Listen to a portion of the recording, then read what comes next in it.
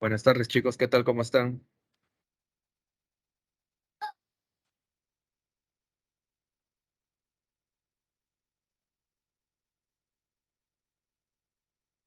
Buenas tardes, profesor. Buenas tardes, profe. Buenas tardes, chicos. Buenas tardes. A ver, empezamos con la semana número 10, geografía, ya sabemos. Nuestro tema, recursos naturales, ya pueden apreciarlo, porque ya se puede observar la diapositiva, ¿no, chicos? Sí.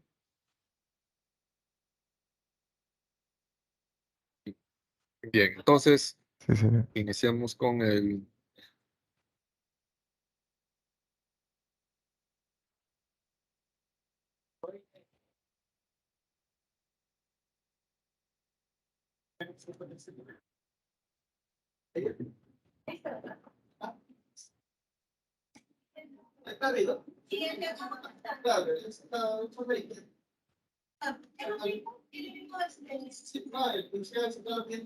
Ya, bien, entonces empezamos.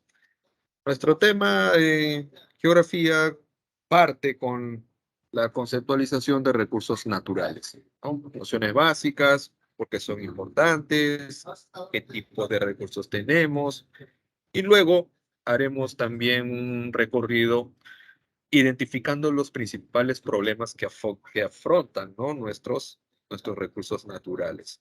Chicos, entonces por ahí vamos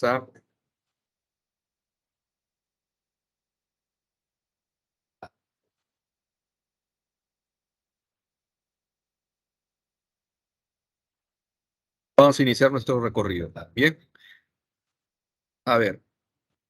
Primera diapositiva. Los recursos naturales. ¿Qué son? Son aquellos bienes que pueden obtenerse de la naturaleza sin mediar la intervención del hombre. Ojo, ojo con esto. Esto de sin mediar la intervención del hombre, hay que tomarlo con pinzas. ¿Por qué, profesor? Porque los recursos naturales como bienes tienen un propósito importante, ¿no? Buscan satisfacer las necesidades de la población. Bien, hay que considerar entonces que los recursos naturales son bienes que se encuentran, chicos, en el medio natural. Su origen no es antrópico. A eso nos referimos con el hecho de no median la intervención del hombre. Chicos, ahora tengamos en cuenta que luego ya habrá una intervención del hombre, pero cuando se trata de su aprovechamiento, más no en la elaboración origen, sino en el aprovechamiento. Bien, ahora, profe, ¿por qué se considera un bien? Porque en la concepción económica, chicos, a partir de una dimensión económica, un bien posee un valor. En este caso hablamos de un valor actual o potencial. Los recursos naturales, chicos, saben ustedes que pueden ser la fuente de diversas actividades económicas, porque ya que hablamos de aprovechar, de su aprovechamiento para satisfacer las necesidades del hombre, tendríamos que identificar luego, ¿no?, la realización de diversas actividades, como la pesca, la minería, la tala, agricultura, etcétera, etcétera. Y ahí ya estamos hablando de una dimensión económica. Por eso, claramente, el término de bien. ¿Cuáles son los componentes de los recursos naturales? Uno, son aprovechados por el ser humano para la satisfacción de sus necesidades. Dos, tienen un valor actual y potencial en el mercado. Potencial de cara al futuro, ¿no? Por ejemplo, se habla de los recursos naturales de Perú y hablamos, por ejemplo, del gas natural. Se dice que tenemos garantizados 30 años de consumo. Entonces, en el tiempo, el valor, ¿no?, del gas natural puede aumentar, puede reducirse, claro que sí, ¿no? Tenemos ahí una vasta presencia de recursos naturales que en la actualidad no se están aprovechando. Entonces, es parte de nuestro potencial. ¿Contribuyen al desarrollo económico? Claro que sí, ¿no? Ya señalamos actividades económicas, la minería, por ejemplo, la extracción, luego la exportación, eso genera divisas, pues estamos hablando entonces de crecimiento económico. Perfecto. Según su capacidad de regeneración, tenemos dos tipos de actividades económicas, perdón, dos tipos de recursos naturales. Los renovables, que son aquellos que se pueden ir renovando mientras se consumen. Un ejemplo, chicos, ¿cuál sería? Un ejemplo de recurso renovable podría ser, chicos, ¿cuál sería un ejemplo de recursos naturales renovables? Puede ser el agua. Claro que sí, profesor. Se puede tratar, se puede reutilizar, ¿no? Hay un ciclo hidrológico. Claro que sí. ¿Pueden ser los bosques, los recursos forestales? Claro, profesor, se puede ir talando, aprovechando la madera y en contraparte se puede ir reforestando. Entonces esos son los renovables. Bien, los no renovables, su tasa de extracción o consumo es mayor que la de su renovación. Entonces, chicos, su regeneración podríamos decir que es nula o mínima, mínima. De tal manera que al existir una gran demanda, podría llegar el momento en que ya no se cumpla esta. Por ejemplo, con los hidrocarburos, el petróleo. Profe, yo he escuchado que el petróleo es inorgánico. No, chicos. Si bien es cierto, hay tesis al respecto, hay un mayor consenso en cuanto a lo que es el origen orgánico de los hidrocarburos. Bien, restos fosilizados. Entonces, su renovación, como podríamos ver, sería lentísima, ¿no? Entonces, los consideramos como no renovables. Otro caso serían los suelos. Cuando se desgastan, pierden su productividad. Chicos, no hay más que hacer. Bueno, retos que enfrentan los recursos naturales, ¿no? Amenazas. Amenazas. El alto desarrollo científico y tecnológico. ¿Qué quiere decir eso? Que la tecnología es mala, profesor. No, chicos. Pero lo que sí puede provocar la tecnología, y de hecho existe un gran desarrollo de esta, es a partir de la intensificación de ciertas actividades.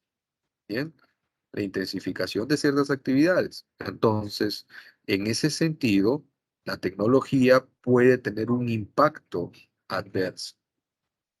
Chicos, ojo con eso. El crecimiento de la población, eso es evidente. Más población, más demanda. Claro que sí.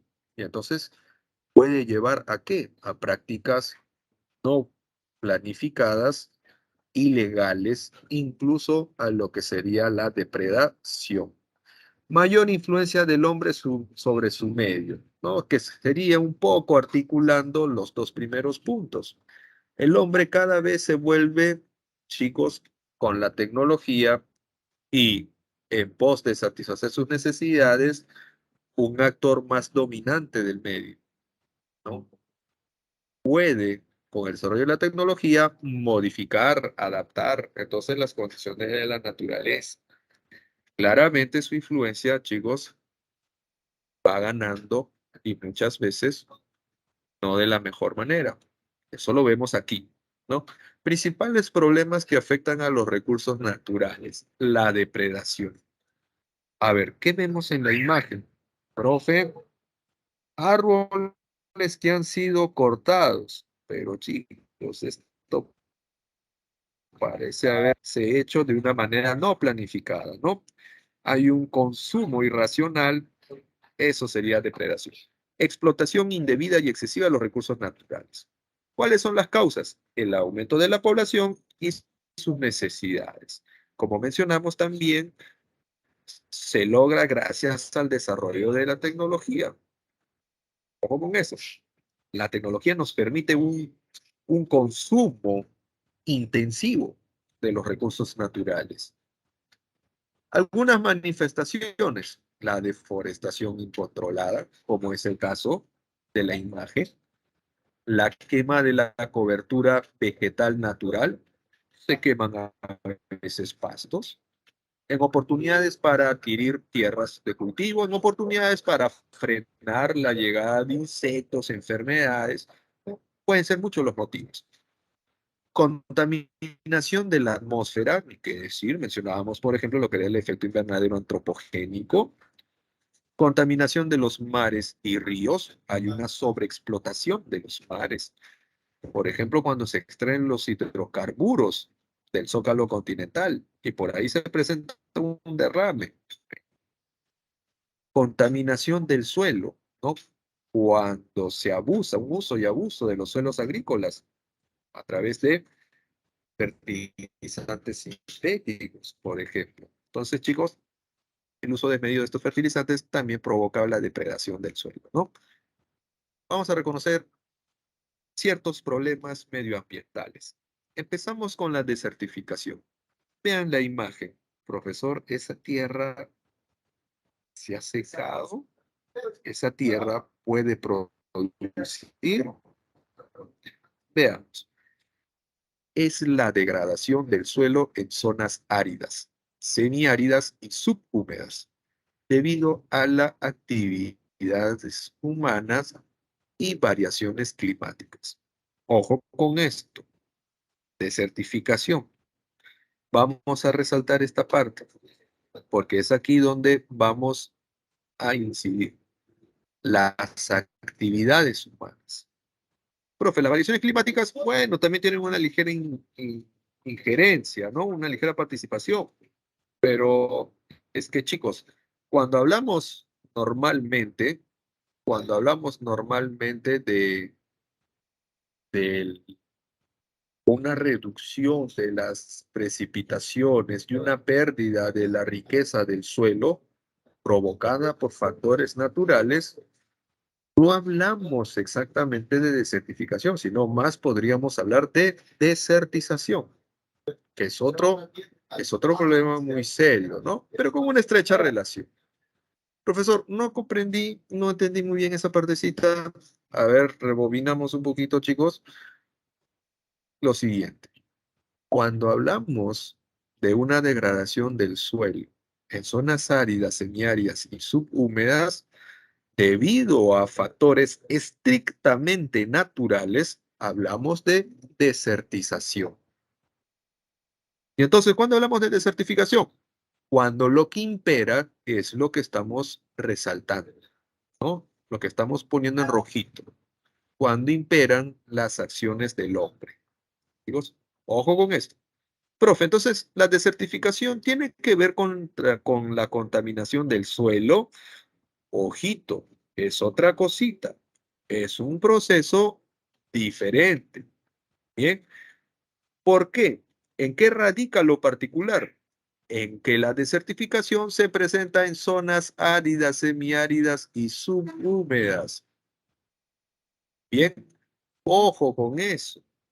Son escenarios vulnerables donde llueve poco. Entonces, estos suelos se han adaptado a ciertas precipitaciones, ¿no? A cierto retorno de agua dulce, a cierta salinidad, a cierta humedad, a condiciones ambientales. Pero si las cosas cambian por la cuestión, ojo, más allá de lo natural, por acciones del hombre, estamos hablando de certificación como un proceso muy agresivo. Bien, a ver, ¿cuándo se produce la desertificación? Uno, se elimina la cubierta de árboles y plantas que dan cohesión al suelo. Ya. El suelo, sus raíces, ¿no? Su actividad, chicos, le da cierta riqueza, ciertas condiciones al suelo. Cuando se elimina la cubierta de árboles, plantas, pastos, lo que sea, chicos, el suelo queda expuesto. Queda expuesto. ¿A qué, profesor? A la erosión. En zonas áridas, semiáridas, húmedas no llueve mucho. Bueno, tal vez no tanto erosión vial o hídrica, pero sí podríamos destacar la erosión eólica, que va desgastando la superficie, ¿no? Va desprendiendo esos sedimentos muy fértiles y, chicos, se va perdiendo, se va desgastando el suelo, ¿no? Dos, los animales consumen todo el pasto y erosionan la capa superficial del suelo, justamente, ¿no? La superficie queda vulnerable, chicos, ante la erosión. En este caso ya no por la quema, el retiro de la cobertura vegetal, sino por el mismo consumo de las especies animales. Tercer punto, la agricultura intensiva que agota los nutrientes del suelo. Ah, la sobreexplotación, la depresión. Es eso lo que estamos señalando entonces, chicos. Profe, ¿y cómo se hace eso? Bueno, la agricultura intensiva, la comercial, es la que produce a gran escala, ¿no? Especialmente para la exportación. Y entonces hay una especialización de los suelos agrícolas para producir ciertos cultivos. A eso le llamamos, vamos a ponerlo por aquí, vamos a ponerlo con un paréntesis, el desarrollo de monocultivos. Bien, el desarrollo de monocultivos. A ver, perdón, monocultivos. Los periodos de sequías muy prolongados. Ah, eso también es evidente, ¿no? Pero esto es asociado a lo que sería, pues, la cuestión de variaciones climáticas, ¿no? Bueno, chicos, pero ¿cómo así, no? Como señalamos, el suelo se ha adaptado a ciertas condiciones ambientales, a cierta media de precipitación. Entonces, cuando hay menos lluvias, hay una reducción de precipitaciones, así sean escasas. ¿Cómo es eso, profesor? Imaginemos que chicos, este suelo es de la costa. Y en la costa las precipitaciones son pobres, 250, 300 milímetros. ¿Qué pasa si se reduce aún más? 100, 150. Este suelo, que ya de por sí está adaptado a las pobres precipitaciones, chicos, con aún menos, va a sufrir un cuadro de estrés, ¿no? Y los nitratos y otros materiales, chicos, van a sufrir las consecuencias. Se reduce la capacidad productiva. Bueno, hablemos ahora de la desertificación en el Perú. Profe, ese mapa, ¿qué es? Ah, veamos. Lo rojito corresponde a suelos hiperáridos. Lo amarillo a lo árido. Lo marroncito, semiárido. Y lo verde a lo subhúmedo, seco. Entonces estamos considerando gran parte de la costa, gran parte de la sierra y una parte de la selva alta. Vemos que aproximadamente el 40%, el 35, 40% de los suelos, vean aquí, ¿no? 40% de la superficie del país es vulnerable a la desertificación. El Perú ocupa el tercer lugar entre los países con mayor extensión de tierras secas a nivel de América del Sur. ¿Cuáles son los dos primeros, profesor? Chile y Brasil, perdón. Chile y Argentina. Perú es el tercero. Bien, bueno, ya sabemos entonces que somos altamente vulnerables a la desertificación. Veamos entonces los factores antrópicos que causan la desertificación en nuestro país. Empezamos por la costa. ¿Qué tenemos en el sector norte? Piura, Tumbes. Tenemos la erosión hídrica y eólica, provocada ¿por qué? Por la tala y quema de la vegetación y sobrepastoreo por cabras. Ah, sí, profe. El ganado caprino, ¿no? Es abundante en la costa norte, en Piura, por ejemplo. Parte también de la valle que podría ser, ¿no? Cuando hablamos, por ejemplo, del seco de cabrito, etcétera. El sobrepastoreo, el consumo de los pastos que hay en la superficie, la tala y quema de vegetación para obtener suelos agrícolas. Y aquí lo que vemos, por ejemplo, en esta imagen es la tala de un árbol que está penalizada. Este árbol, chicos, que se adapta a situaciones áridas y forma bosques secos, se conoce con el nombre de...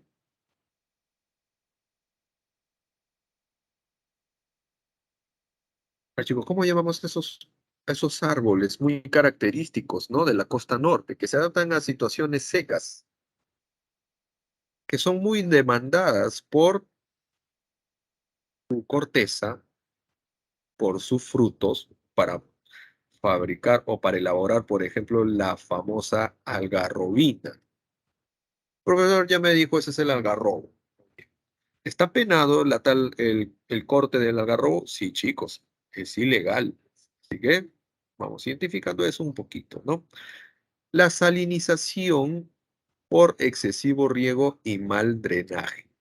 A ver, chicos, en el norte, por ejemplo, la Libertad Lambayeque, ¿cuál es un cultivo muy importante? Porque si hablamos de riego, nos estamos refiriendo a una fase del proceso agrícola. Chicos, un cultivo que destaque en la costa norte.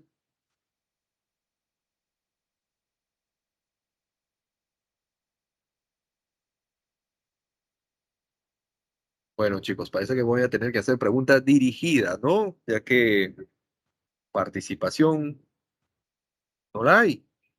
A ver, vamos a llamarlos. Tal vez están conectados, profe, ya están almorzando algunos. Vamos a ver. A ver, llamamos a uno, llamamos a uno. Empleen el micro, no hay problema, porque el chat justamente es un poquito más complicado. Y veo a Rafael Orjera Tuesta.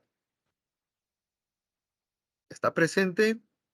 No, profe, Dígame, después veo la profe. grabación. Ah, ya, sí está. Sí, Muy bien, presente, sí. Rafael. Chicos, Rafael, un cultivo muy importante en la costa norte, ¿cuál sería? Dígame, En dígame. Trujillo. Un cultivo, una especie agrícola característica de nuestra costa norte, ¿cuál podría ser? El zapallo.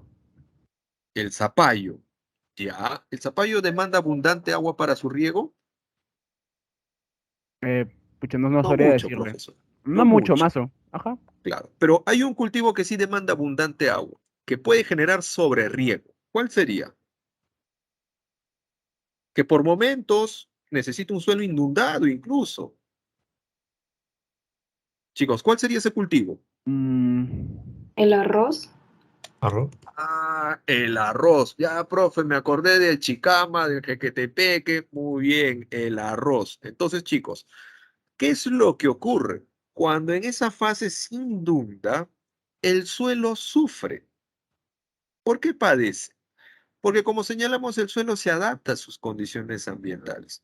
Y si bien es cierto, el agua que se emplea para el riego es agua dulce, agua que proviene por los ríos o los canales de irrigación, chicos, es agua dulce, eso no quiere decir que no tenga salinidad. Recuerden que se emplea el término de agua dulce solamente para diferenciar a las aguas continentales de las oceánicas, porque ambas son saladas, pero las oceánicas pues tienen mucho mayor contenido. Por eso se conoce como aguas saladas, y las continentales, que son entonces menos saladas, se conocen como dulces. Chicos, como señalábamos, ¿no? Si aquí, por ejemplo, este suelo, veamos, porque la imagen de abajo es consecuencia de la salinización, ¿no? ¿Qué es lo que ocurrió? Este suelo, el metro cuadrado, está adaptado a 300 litros de agua al año. 300 litros de agua al año. Pero ¿qué pasa si no le damos 300, si no le ponemos 3000? Profesor, está soportando 10 veces más la salinidad a la que se ha adaptado. Entonces, ojo, el excesivo riego provoca eso, salinización. Porque querramos o no, el agua dulce también posee sales. Ahora, hay otra situación que dice aquí, el mal drenaje. ¿Qué quiere decir eso, profesor? Bueno, es que puede ser, chicos, que existan zonas hundidas, así como en un campo de fútbol, ¿no? A veces llueve, llueve y hay zonas que se empozan. El drenaje es ineficiente. Ahí donde se empoza, entonces vamos también a tener aniegos o pequeñas inundaciones. Nuevamente vamos a tener la salinización. Y una cuestión más, la tierra también tiene sales. Así que la filtración de esas aguas luego puede provocar el afloramiento de sales. Y un suelo salinizado pierde su productividad. Se va a desertificar. Bien, la desertificación también se da por la tala de los bosques, de algarrobos, como mencionábamos, ¿no? Chicos, eso permite que las dunas avancen. Las dunas, la erosión eólica va ganando espacio. En el sector centro-sur de nuestra costa, ojo, estamos hablando de Lima, Ica, Arequipa, tenemos la salinización por exceso riego y mal drenaje. Ya explicamos eso en qué consiste. Cerca del 40% de las tierras agrícolas están afectadas. Miren que nos estamos atreviendo a dar cifras, ¿ah? Cerca del 40% de las tierras agrícolas están afectadas. Están con algún grado de desertificación. Profe, y cuando un suelo se desertifica o pierde su capacidad productiva, ¿ya no se puede recuperar? Ya no, chicos. En ese caso ya tenemos el 3% de nuestros suelos áridos, semiáridos, anteriormente productivos, que ahora ya no. ¿Sí? Tenemos en cuenta eso. Nuestros valles se pueden ir perdiendo. Erosión eólica por tala y quema de la vegetación. ¿Sí? Erosión fluvial. Los ríos arrastran las tierras por falta de vegetación, ¿no? Erosión hídrica. ¿Y qué ocurre en la sierra, ¿no? En la región andina? Las imágenes son elocuentes, ¿no? Veamos, ¿qué ha provocado este ganado? Que es ovino, dicho sea de paso. Profe, se están comiendo los pastos naturales. Bueno, puede haber un sobrepastoreo. Y en la segunda imagen, ¿qué es lo que pueden apreciar, chicos? ¿Qué está ocurriendo en la segunda imagen? En la inferior. ¿Se observa o no se observa? Se está quemando, creo. Hay humo, ¿no? Y por ahí algunos puntitos naranjas, rojos. Eso es fuego, profe. Se está quemando. ¿Qué se está quemando? La cobertura vegetal, pajonales. ¿Con qué intención lo hace la población? Chicos, para cultivar. Profe, ¿cómo hacen con las cenizas? Es que las cenizas se emplean como fertilizantes. Y sí, profesor, es posible, eso sí se puede. Sí, chicos. Las cenizas son fertilizantes, pero hay que gestionarlas muy bien, ni más ni menos. Es un trabajo especializado. Pero ¿ustedes creen que en las zonas altoandinas, chicos, hay una capacidad de invertir en trabajo especializado? No, profesor. Bueno, eso lo hace la población, como se dice, por conocimiento, pues, ancestral. Y no es debidamente planificado, por lo tanto, termina siendo perjudicial. Se va perdiendo también la vegetación que cubre el suelo, queda expuesta a la erosión. Si hay lluvias, como es ladera, profe, puede ocurrir un huaico perfectamente. La superficie se erosiona, se pierden los nutrientes, ¿no? A ver, vamos a darle una lectura rápida. En la vertiente occidental, ojo, esto en el pie de monte andino, ¿no? En el pie de monte occidental, de cara a la costa, se ve afectado por la erosión hídrica grave con deslizamientos en época de lluvia, huaicos. Bien, chicos, además del sobrepastoreo, como ser en la imagen. En las zonas interandinas y altoandinas, ojo, en los valles interandinos y en las mesetas. En las zonas interandinas se puede dar la erosión hídrica, fluvial y pluvial, ¿bien?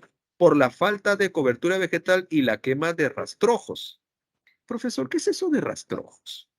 Chicos, son los restos que se tienen de la cosecha.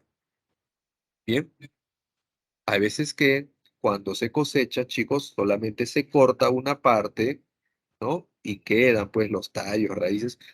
Eso muchas veces tiende a quemarse. Y el suelo nuevamente queda libre, expuesto a la erosión, ¿no? Segundo punto, el sobrepastoreo y quema de pajonales, como podemos apreciar en la imagen. Bien.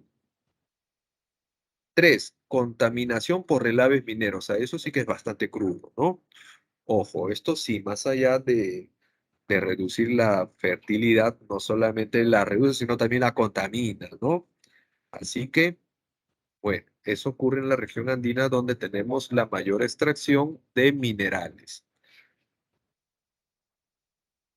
Desertificación en la Amazonía. ¿Cómo, profesor? No estoy entendiendo. Usted dijo claramente que la desertificación se presenta en zonas áridas, semiáridas y subhúmedas. Y usted hace unas semanas dijo que en la Amazonía llueve mucho. Chicos, eso es verdura. En la selva llueve bastante, especialmente en la selva alta. Pero veamos nuestro mapita, ¿no? ¿Qué es lo que está ocurriendo? Especialmente en la selva alta. Debido a las variaciones climáticas, porque esto es consecuencia del cambio climático, ¿no? La sabanización de los bosques y la desertización de las sabanas es un proceso global. Entonces parte de nuestra Amazonía también ya se está viendo involucrada. Por eso es que la señalamos. Por ejemplo, en la selva alta, esta cuenca del Marañón.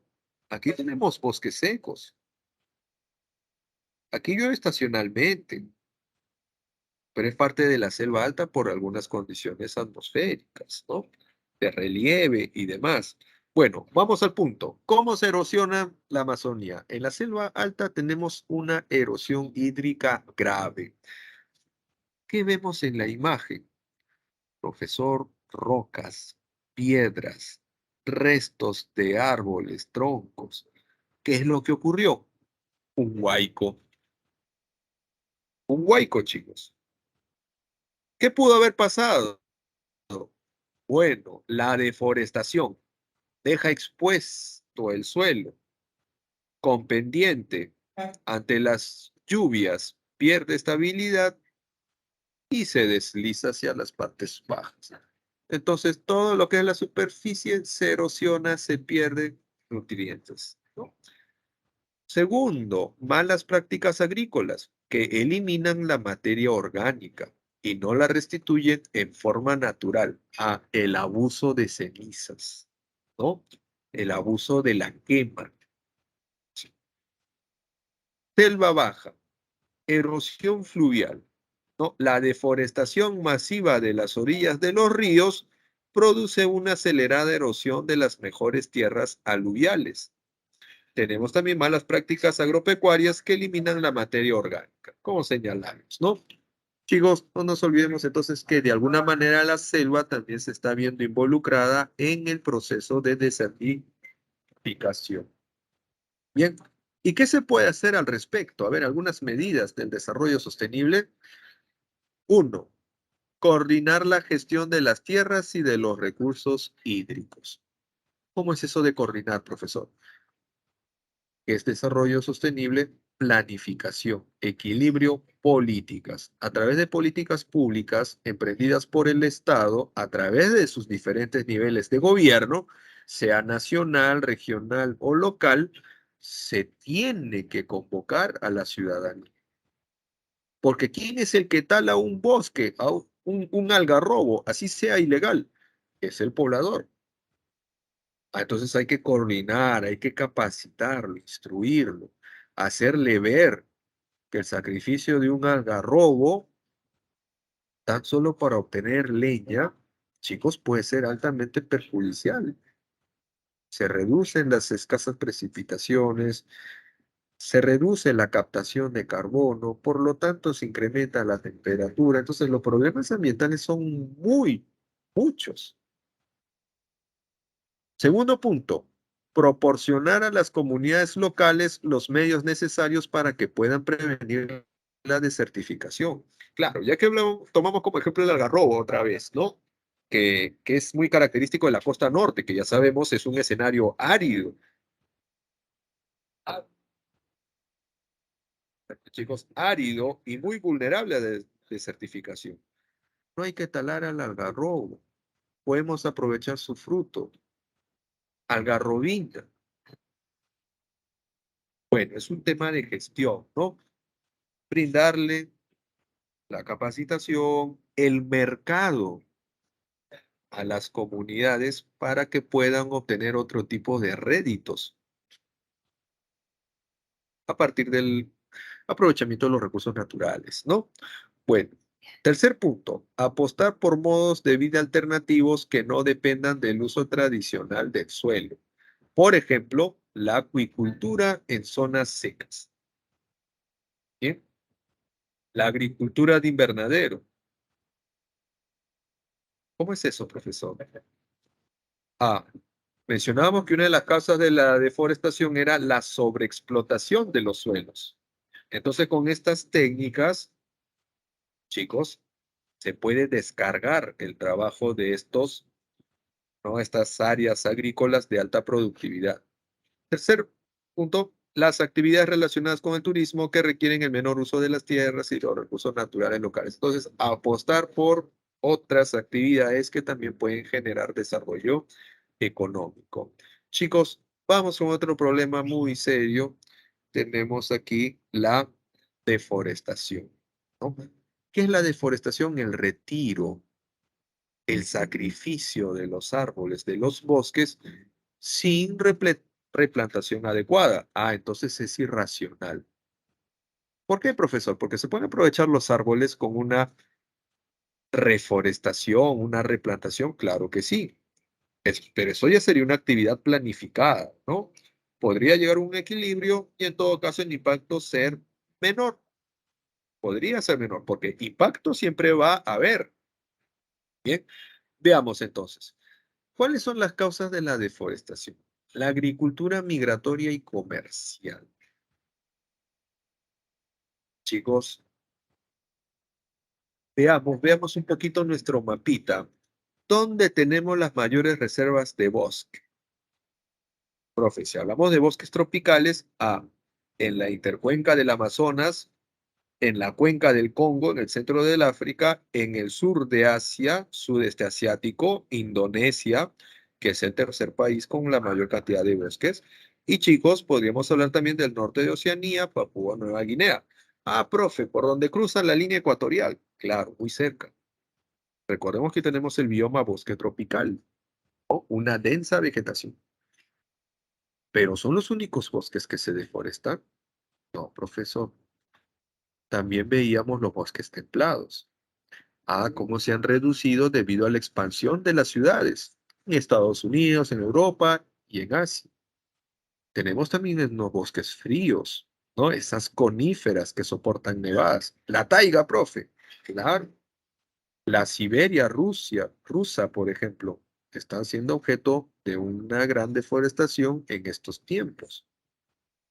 Bien, entonces chicos, cuando hablamos de deforestación, importan todos los bosques, todos los árboles. Y se reducen por la agricultura, ¿no? Buscando campos agrícolas.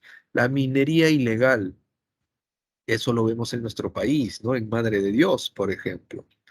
La tala ilegal para el cultivo de la hoja de coca, también lo vemos en nuestro país, ¿no? La tala para combustible. ¿Cómo es eso, profesor? Dos cositas. Uno, para obtener leña, como ocurre con nuestros bosques secos. Ya señalamos por enésima vez al algarrobo, al guarango, ¿no? Al, al zapote y demás. Chicos, pero también podríamos señalar que se tala para aprovechar los recursos que se encuentran en el subsuelo. Crudo de petróleo y gas natural. Bien. Tala comercial ilegal. La industria maderera, ¿no? Cuando hablamos de caoba, de cedro, por ejemplo, especies de un gran valor. Obras de infraestructura vial, la interoceánica, carreteras, vías férreas, ciudades, complejos deportivos, represas, centrales hidroeléctricas y hasta aeropuertos podríamos señalar, ¿no? Eso también, todo lo que tenga que ver con la infraestructura, debido al crecimiento poblacional, chicos, puede ser motivo de deforestación. ¿Cuáles son las consecuencias? Chicos, con la reducción de los bosques, ¿qué se reduce también? ¿Qué van a pasar con los bonitos? ¿Qué va a pasar con el otorongo? ¿Qué va a pasar con el gallito de las rocas? Los Profe, ecosistemas también. pierden su hábitat. Tenemos una reducción de la biodiversidad entonces, ¿no? ¿Qué rol cumplen los bosques, los árboles en el equilibrio ambiental? Profe, capturan el carbono, controlan el incremento de la temperatura. Entonces, al cortarlos, al talarlos, el daño es doble, porque vamos a reducir la capacidad de retener carbono y también vamos a liberar el carbono que estos bosques ya habían atrapado. No nos olvidemos que los bosques son sumideros de carbono. Bien. Otra cuestión, los bosques transpiran, ¿no? Son claves en el ciclo hidrológico. Ojo con eso. Y por último, al quedar claros el suelo descubierto, no nos olvidemos que también favorece la erosión del suelo, ¿no? Ah, eso ya de alguna manera lo explicamos con la desertificación, ¿no? La pérdida de la capacidad productiva del suelo. ¿Qué hacer entonces? Medidas de desarrollo sostenible, reforestar las áreas deforestadas. Profe, eso es obvio, ¿no, chicos? No es obvio. Muchas veces las acciones de reforestación se dan en lugares diferentes. Ojo con eso, diferentes. Ah, profe, y es que a veces la deforestación se da en zonas, pues, de difícil acceso, inhóspita. Bueno, eso es lo que se debería buscar, ¿no? O se debería procurar reforestar las áreas precisamente deforestadas. Pero chicos, ojo con esto, el daño es irreversible. Nunca se podrá reparar el daño. Esto sería una parte, nada más, para mitigar los suelos o los bosques, mejor dicho, los bosques más viejos tienen una mayor capacidad de retener carbón. Ojo con eso. Así, bueno, que es una forma, ¿no? De compensar, pero revertir o resarcir el daño completamente jamás se podrá. Utilizar métodos menos agresivos. Por ejemplo, en la agricultura, en la tala, en la minería, ¿no? En la extracción de hidrocarburos. Evitar el derroche de los recursos naturales. Ya, profe. Consumir productos sustentables. Por ejemplo, cuando hablamos del papel, la madera, ¿no? Chicos, se puede hacer. Capacitar a los colonos, quienes son los que queman para cultivar, ¿no? Reformar algunas normas, hacerlas más drásticas, profesor. Ven, tal vez las normas ya están, pero lo que faltan es hacerlas efectivas, fiscalizar y todo lo demás. La deforestación en nuestro país, chicos, veamos, es el recurso natural renovable más notable de nuestro país. Pero por la tendencia absolutamente creciente de la deforestación, se han perdido 7.800.000 hectáreas del territorio nacional. Bien, ojo, en los años de pandemia, esto es un pequeño dato ya, chicos, en los años de pandemia hubo una ligera reducción de la deforestación. Pero como ya estamos volviendo a la normalidad, wow, los niveles de deforestación otra vez están recobrando esos números altos. Entonces, por eso el paréntesis. ¿Ya, chicos? Porque hablamos de una tendencia, o sea, una cuestión general, con puntos más altos, puntos más bajos, subidas y bajadas. No, en general, la tendencia es creciente. Así que urgen esas medidas de desarrollo sostenible que mencionamos. En nuestro país, veamos el mapa. Esto es del 2021. Se ve pequeñito, ¿no? Esos puntos amarillos son los que han sufrido la deforestación. Vemos por aquí, por Huánuco, vemos por Madre de Dios, chicos, pero esto no es un mapa histórico, o sea, no nos ha mostrado todo lo que es la deforestación en nuestro país, porque Loreto, que es la que presenta la mayor extensión de bosques, es la históricamente más deforestada. Luego sigue Ucayali, luego está San Martín, luego Huánuco, y por ahí después aparece Madre de Dios. Bien, bueno, chicos. Entonces, como este es ciertamente de parte de la pandemia, chicos, no se aprecia muy bien la agresividad. Si pusiéramos un mapa del 2020 o el del 2022, vamos a ver otra situación, no vamos a ver rojos. El mapa es diferente.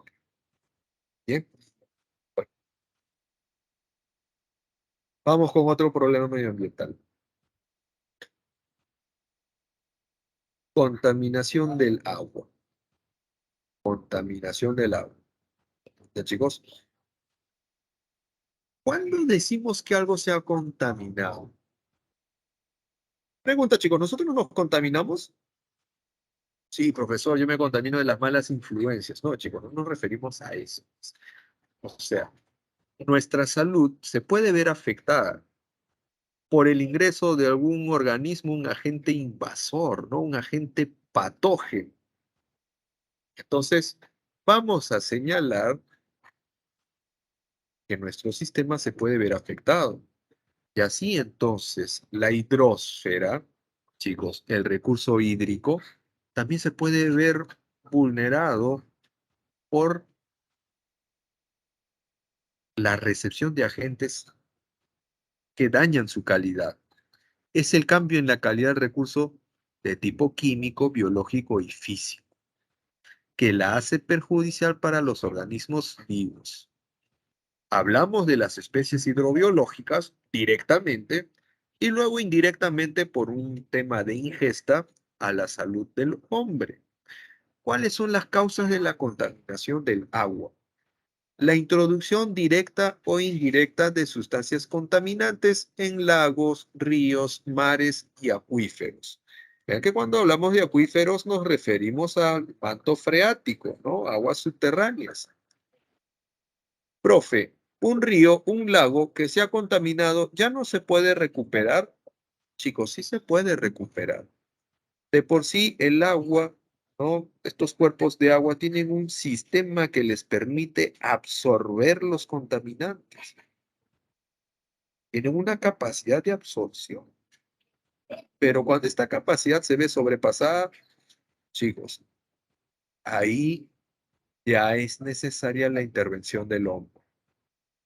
Descontaminar gracias a la tecnología. Ah, entonces la tecnología no es del todo mala, profe. Claro, es un medio. Se pueden depurar los cuerpos de agua y lograr que poco a poco vayan recuperando su salud, su calidad. Cuando los contaminantes superan la capacidad de absorción del sistema acuífero. Bien, según el Ministerio del Ambiente, en la mayoría de los ríos de Madre de Dios, el mercurio supera el límite máximo permisible, o sea, está contaminado, ¿no? Tenemos aquí lo que sería las consecuencias de la contaminación del agua. Profe, esa imagen es muy cruda. Soy sensible.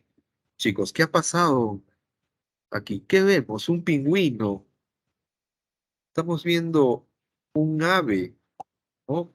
Que se encuentra en el litoral de nuestra costa. ¿Qué pasó? Chicos, ¿qué le ha pasado a estas especies, a estos animalitos? Profe, se han bañado en petróleo. Petróleo.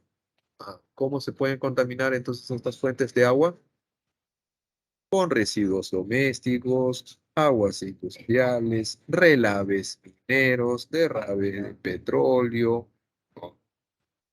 Convirtiendo también fertilizantes, plaguicidas, todas las actividades humanas, chicos, pueden contaminar el agua, ¿no?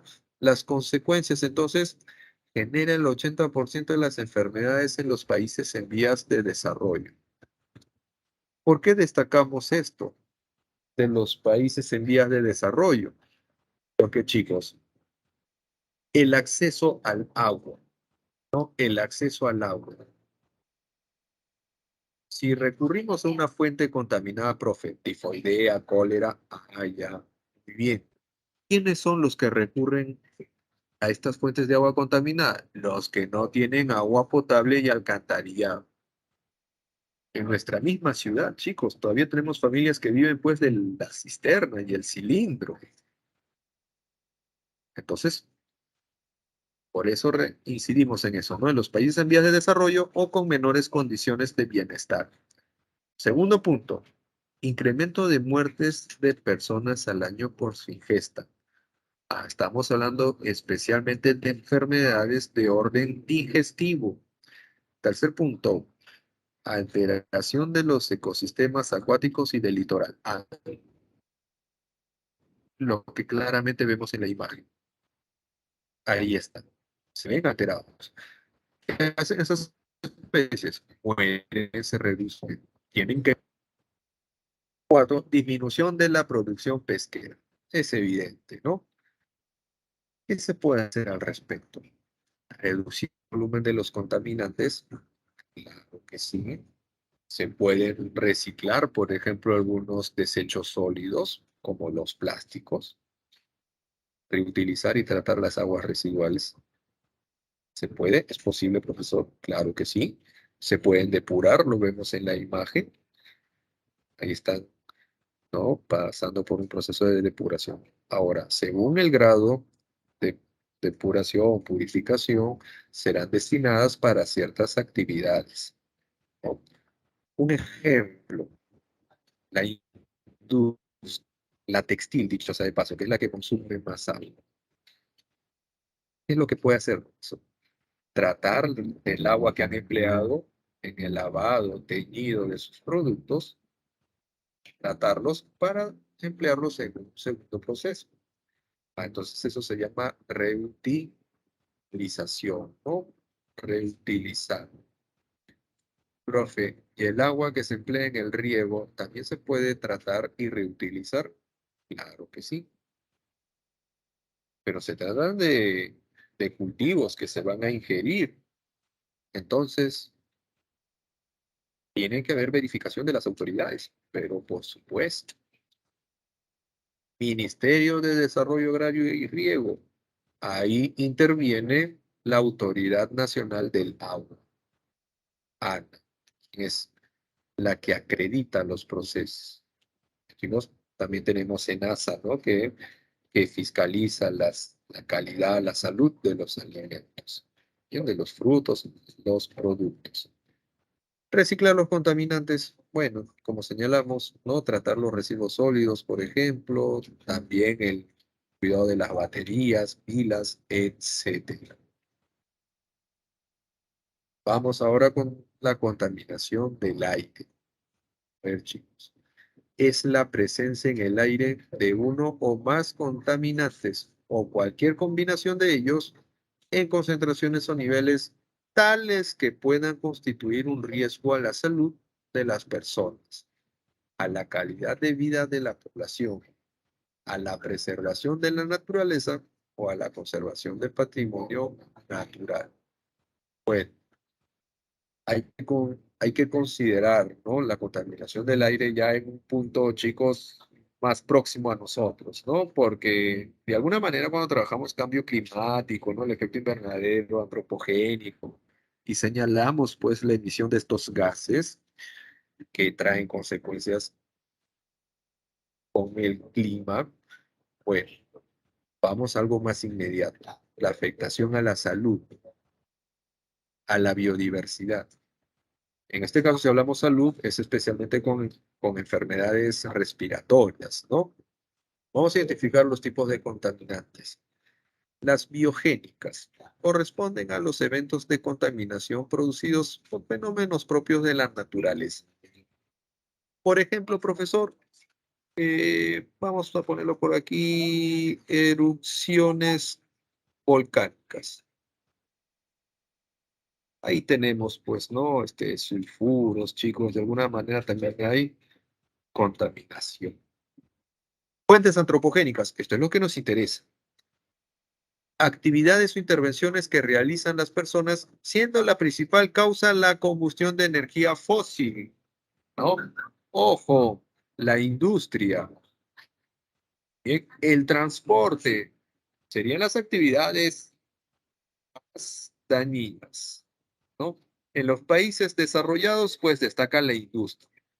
Y en países como el nuestro, el transporte, el parque automotor, ¿no? Pero luego tenemos la agricultura, que profe, la agricultura también contamina el aire, pero claro que por supuesto que sí. Por ejemplo, cuando mencionamos la quema de rastrojos, ¿no? Esos residuos de la cosecha. Ah, profe, sí, dióxido de carbono, ¿no? Combustión incompleta, monóxido de carbono. Sí que sí. Luego, tenemos algunos temas domésticos, ¿no? Como la quema, la cocina con leña, biomasa. Y ni qué decir, cuando, chicos, cuando se queman residuos sólidos, cuando se quema la basura. Pregunta, chicos, ¿por qué creen ustedes que la población quema basura? ¿Porque le gusta? ¿Porque es un hobby? ¿Por qué suelen hacer?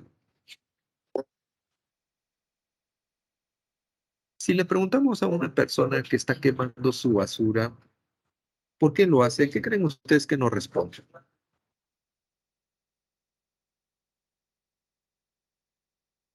Que no tiene a dónde botarlo, ¿sí? No hay un botadero, ¿sí? Ah, no hay botadero, no hay dónde botarlo, no hay un centro de acopio, no para camión colector. Y esa es una cuestión administrativa, no es una cuestión de servicios que depende del gobierno local y claramente también el orden y disciplina de la población, ¿no? Pero es cierto, si no hay dónde acopiar, ¿no? Estos residuos, ¿qué pasa con la acumulación? Profesor, aparecen los inquilinos, ¿no? Los roedores, los insectos, enfermedades, foco infeccioso. Entonces, ¿qué dice la población? Vamos a quemar. Hay que quemar. Si bien es cierto, se priva o nos salvamos de una afectación, ¿no? De ciertas enfermedades, chicos, hay un atentado contra el medio ambiente. Entonces, por ahí, ¿quién debe tomar cartas en el asunto? Son los gobiernos locales y obviamente en coordinación con la población, ¿no? Vamos señalando eso. Bien, entonces, cuestiones industriales, el transporte, la agricultura, el mismo uso doméstico, chicos, la misma población, serían fuentes de contaminación. Bien, ¿qué hacer al respecto? Ah, no, vamos a mencionar por aquí, perdón, la calidad del aire en el Perú, ¿no? Vamos, por una cuestión de tiempo, chicos, a mencionar algo directo. Lima es la segunda ciudad más contaminada de América del Sur. Sí, profesor, sí. Profe, ¿cuál es el primero, por cierto, por dato, ¿no? Ah, es Santiago de Chile. Pero bueno, un segundo lugar, ¿no? Que sería pues ciertamente triste, pero ¿cuál es la principal la fuente de contaminación del aire en nuestro país? Lo señalamos, el parque automotor, nuestro transporte. De acuerdo con el estudio Reporte en la calidad del aire en el mundo 2021, realizado por la firma privada IQ Air, el Perú tiene la más baja calidad de aire en América Latina, ocupando el puesto 26 con 29. A ver, chicos, acá tenemos material particulado, ¿no? Human. Profesor, creo que usted ha dicho un dato que por ahí se está contradiciendo con lo que ahora está leyendo. Porque, a ver, vamos a tenerlo ahí. El Perú tiene la más baja calidad de América Latina. No es que esté contradiciendo con lo que señalé que Lima es la segunda ciudad más contaminada, porque estamos hablando de Lima como tal. Aquí ya estamos señalando una cuestión nacional, ¿no? Y eso sí, o sea, nuestra media nacional es la más pobre en la región.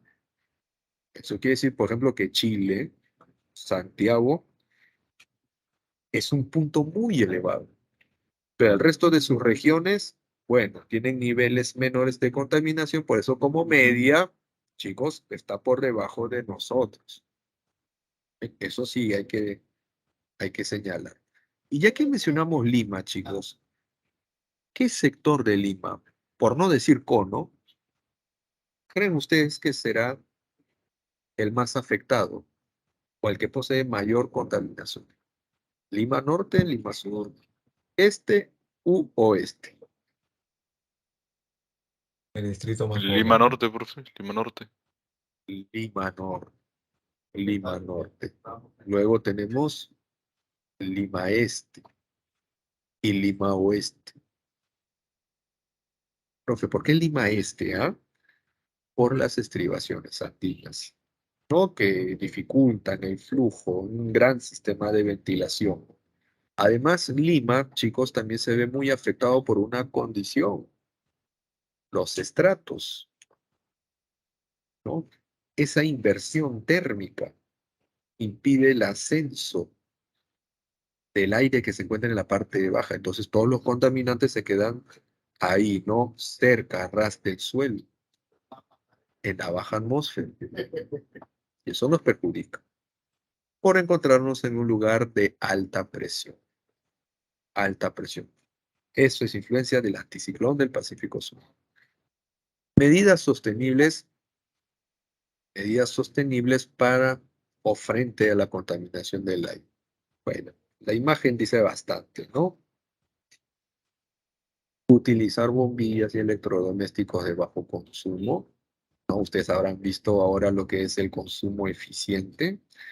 Los electrodomésticos, por ejemplo, traen una pegatina ahí, ¿no? Con niveles de consumo, A, B, C. A es lo óptimo, ¿no? Totalmente funcional con bajo consumo de energía. A eso se aspira, ¿no? Ahora, usar el transporte público, bicicleta y caminar. Chicos, transporte público, ¿por qué? Porque es masivo. Ojo, ustedes dirán, "Profe, pero en Lima no hay. Estamos en proceso, ¿no? Recién la línea 2 se está construyendo, de 7 líneas proyectadas. Hay otras ciudades que ya disponen pues, de una cadena de metros, ¿no? Tranvías y demás. Bueno, chicos, al menos tendremos pues, metros para 200, 300 años. ¿Qué será? Vamos a ver. Y también la voluntad política, ¿no? Para su ejecución. Profe, no se olvide de Porqui, Lima, potencia mundial, cuestiones políticas, ¿no? Bien. Mantener automóviles con el debido mantenimiento, afinamiento, ¿no? Conducir vehículos eléctricos híbridos, elegir limpiadores ecológicos, chicos, ahorrar energía en lo posible. ¿No? Creo que las medidas en concordancia con el desarrollo sostenible son evidentes, ¿no, chicos? Y muy fáciles de interpretarlas. Vamos con la contaminación del suelo. ¿Qué tenemos ahora? A una parte importante de la geósfera. Ojo con esto, chicos. No confundir con la desertificación. Veamos. Hay que leer la definición. Es una alteración del recurso por la presencia de sustancias químicas producidas por el hombre, las cuales afectan su capacidad productiva. Ah, afectan la capacidad productiva. Se puede reducir. Entonces, a ver, retrocedamos un poquito, profesor. ¿Qué era la desertificación? La degradación del suelo, ¿no? donde se pierde la capacidad productiva. Chicos, la desertificación y la contaminación del suelo tienen algo común. ¿Qué es la consecuencia? La pérdida de la capacidad productiva. ¿Pero en qué se diferencia? En el proceso, en los agentes, ¿no? Los factores. Aquí, por ejemplo, ¿qué es lo que vemos? Chicos, una cuestión química. O sea, se reduce la riqueza del suelo, pero con otros procesos, otras actividades, ¿no? Veamos. Prácticas agrícolas ineficientes, deficientes. Profe, eso también lo veíamos en la desertificación. Pero es que en la desertificación lo veíamos por el riego que provoca salinización. Acá no, chicos. Aquí lo que vamos a señalar es la cuestión química, ¿no? El uso y abuso, todo así, ¿no? Uso excesivo de agroquímicos. Estamos hablando de plaguicidas y pesticidas, que también contaminaban, ¿no? El agua, claro. Gestión inadecuada de desechos sólidos, baterías, neumáticos, textiles. Chicos, esa es gestión inadecuada de desechos sólidos. Almacenamiento inseguro de residuos químicos y nucleares peligrosos, ya ni qué decir, pues no, por ejemplo, el mercurio que se emplea en la minería ilegal, ¿no? Lixiviación de vertederos mal administrados. ¿Qué es lixiviación? Chicos, lixiviación sería como el enjuague, el lavado. Bien, cuando el agua, ¿no? Por ejemplo, vertederos, esos colectores de aguas servidas van a ciertos territorios, ¿no? Porque no siempre van al mar, ¿no, chicos? Terminan en un suelo. Bueno, esos vertederos mal administrados, donde hay líquidos, se puede presentar la lixiviación, ¿no? Los líquidos son solventes, los nitratos, que es la riqueza del suelo, chicos, son sólidos, son solutos. Entonces, los líquidos disuelven los nitratos y se los llevan. Va perdiendo capacidad productiva el suelo. A eso le llamamos lixiviación. Vertido descontrolado de residuos domésticos, industriales y mineros. Perfecto. Se desprende, ¿no? ¿Qué hacer al respecto? A ver, vamos con las consecuencias primero, ¿no? La pérdida de la productividad del suelo, ya, perfecto, profe, lo señalamos, incluso lo vimos en la definición. Muerte de organismos útiles del suelo, microorganismos, ¿no? Flora, fauna también. Hay una afectación directa a la biodiversidad. Concentración de plaguicidas en la cadena alimenticia. Ahí está, ¿no? Una afectación a la salud, ¿sí? Humana, obviamente. Medidas de desarrollo sostenible. Utilizar abonos orgánicos. Profesor, pero la demanda es mucho mayor a la producción de abonos orgánicos. ¿Cómo hacer entonces? En la actualidad, incluso, chicos, se habla, pues, no de una crisis de los fertilizantes. Sí, profe, por la guerra ruso-ucraniana. Bueno, vamos a tener en cuenta que este tema de los abonos orgánicos necesitan un desarrollo, porque considerando lo actual sería insuficiente. O sea, la productividad, crece la población, recordemos, hay necesidad de incrementar la productividad. Por eso muchas veces se empieza a buscar más campos agrícolas. Y eso puede implicar la reducción de pastizales, bosques. O sea, chicos, que acá todo está concatenado. ¿Bien? Bien. Practicar la rotación de cultivos. ¿Qué es eso? Ah, ya. Esto es, chicos, lo alternativo al monocultivo. El monocultivo que sobreexplota el suelo. ¿No? La rotación de cultivos le permite descansar, ¿no? Desacelerar el comportamiento del suelo.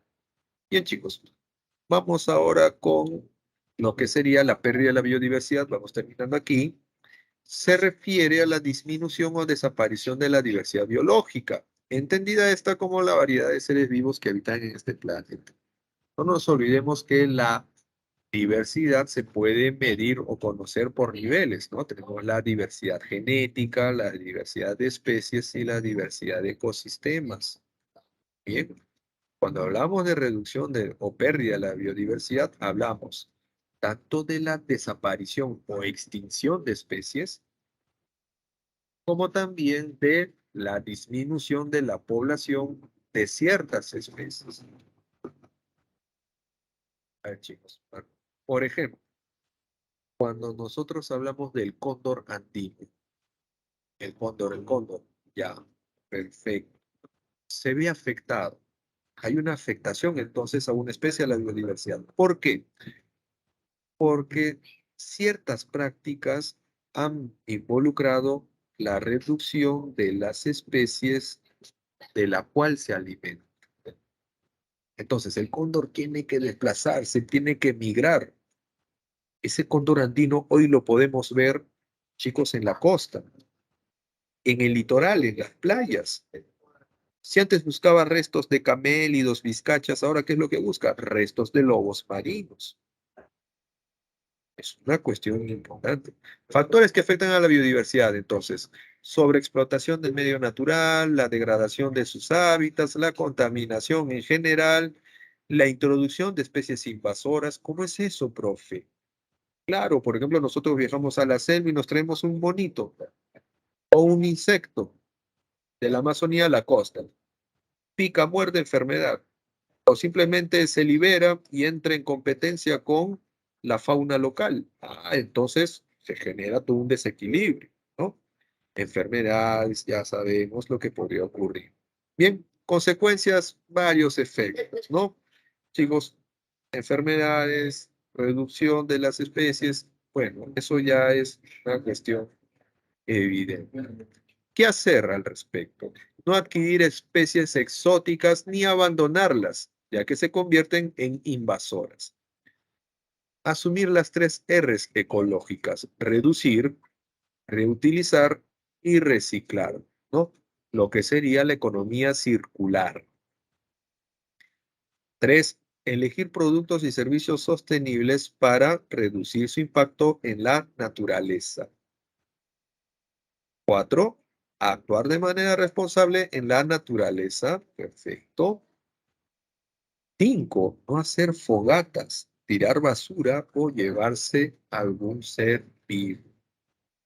Reducir el uso de energía y combustibles. Bueno, chicos, entonces ya sabemos qué es lo que podríamos hacer entonces para no afectar contra las especies, ¿no?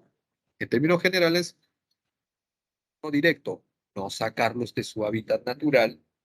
Y 2, no destruir su hábitat. Bien, vamos con las claves. Les dejo las claves, chicos, para continuar con cívica. 1 sería avión. 2 sería casa. 3 sería bote. Y 4 sería avión. Bien. Bien, chicos. Ahora, dejamos geografía. No se olviden que tienen consultas académicas por si algún puntito, alguna pregunta, chicos, por ahí ya queda un poco débil, aunque yo considero que no debería ser el caso, pero igual, ¿no?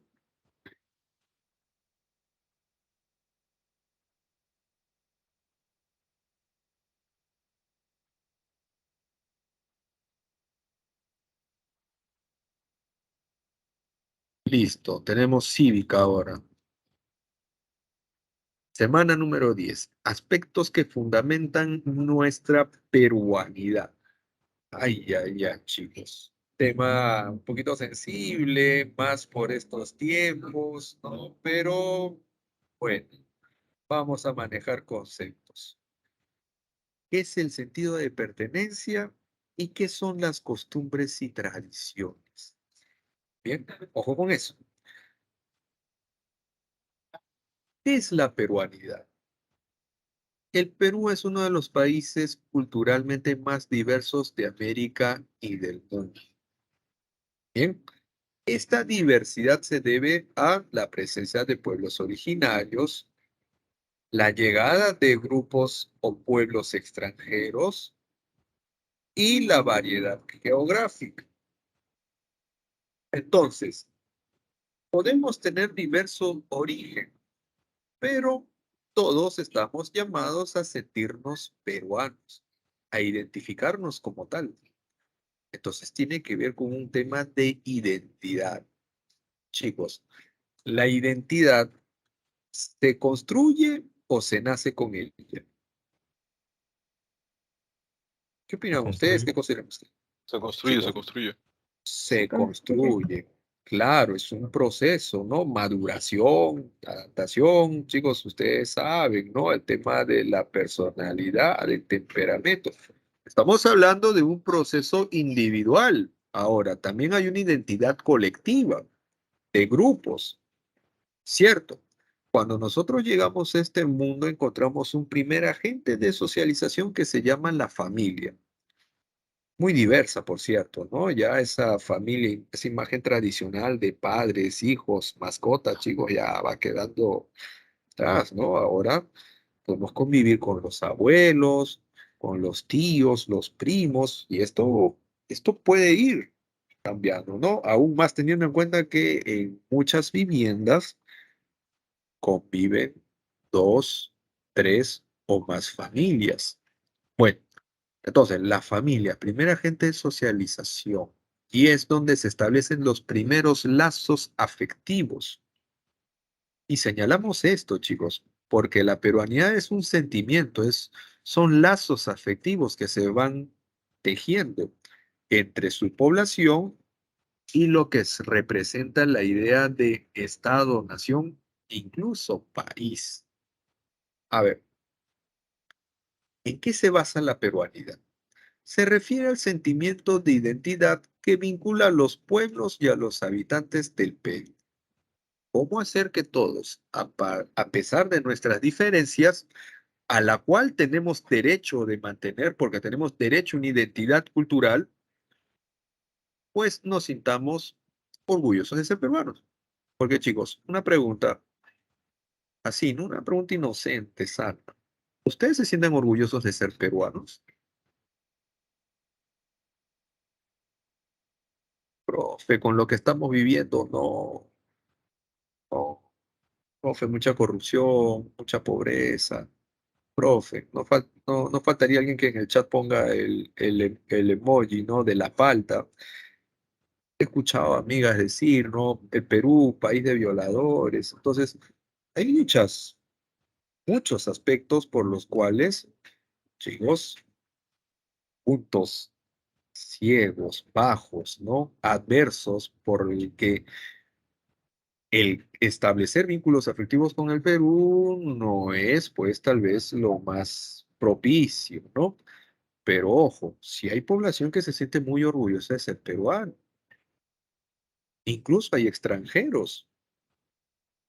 Profe, nadie es profeta en su tierra, dice, ¿no? Hay extranjeros que llegan a nuestro país y, bueno, encuentran las oportunidades que no tuvieron en otro lugar y de alguna manera establecen estos vínculos afectivos.